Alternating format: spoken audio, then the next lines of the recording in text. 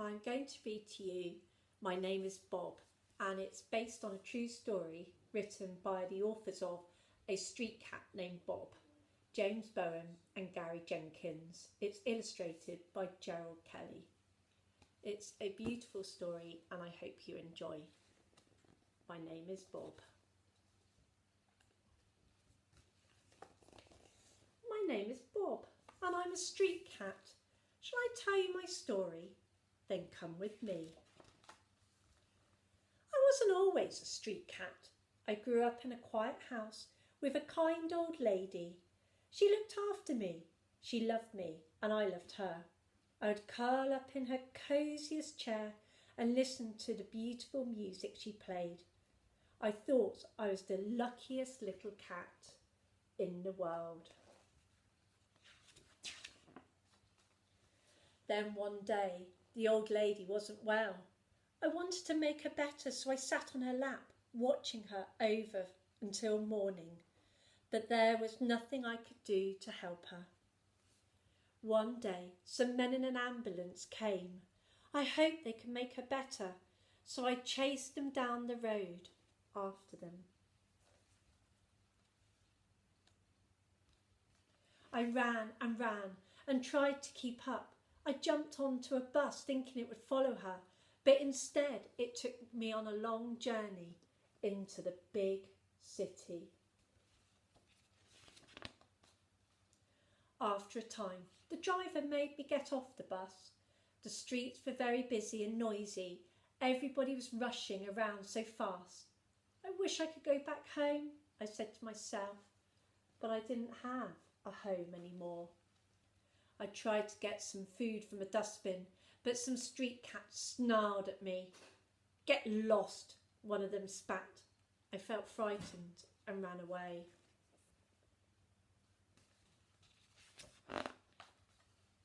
I ran and ran through the crowded streets, not knowing where I was.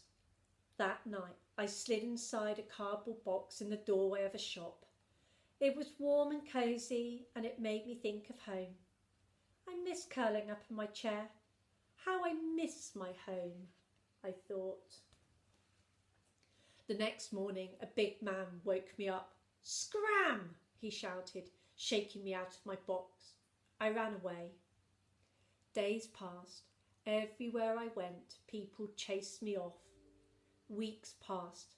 I crept away and hid. And then one morning I heard a friendly voice. Hello, Pussycat. Do you want to come home with me? Yes, please, I purred.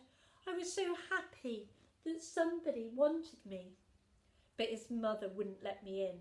I'm not having that smelly cat in my house, she said, and she slammed the door closed. I stared at my reflection in a puddle. The face in the water didn't look like me. It was so scruffy and dirty, as though I hadn't washed for a year. I was cold and hungry and too tired to even lick myself clean. Will I ever find a home again? I thought. Day after day, I walked and walked. Nobody wanted to feed me. Nobody wanted to take me in. Nobody wanted to be my friend. Winter came, but my life hadn't changed. I was alone, hungry and cold on the streets. But then, when spring came, my luck changed. I heard music, beautiful music. I followed the sound and saw a man playing a guitar. I could tell he was sad and lonely like me. He looked like he needed a friend. So I followed him home and waited outside for him.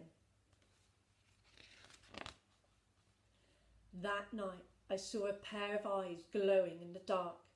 I was cornered. The creature bit me as I tried to escape.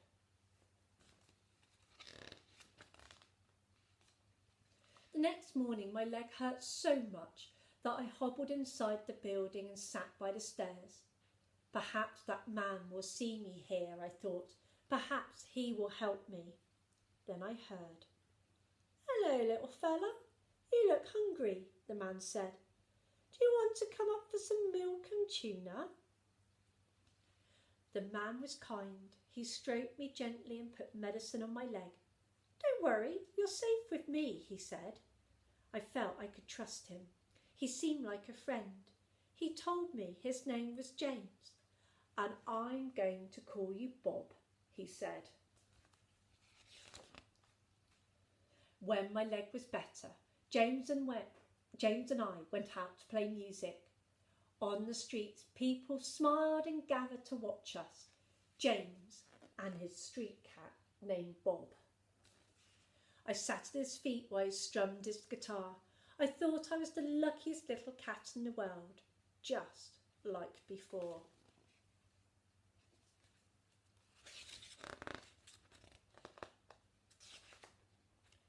From that day on, we've been together, and we always will be.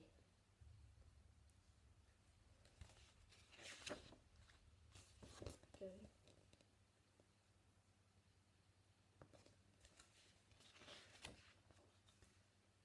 About James and Bob. In March 2007, James Bowen, a busker, found an injured ginger tomcat in the hallway of the North London block of the flats where he lived. Realising he was a homeless stray, James gave the cat somewhere to sleep and spent most of the money he had on medicine to heal his wounds. He nursed the cat back to health, expecting him to return to the streets.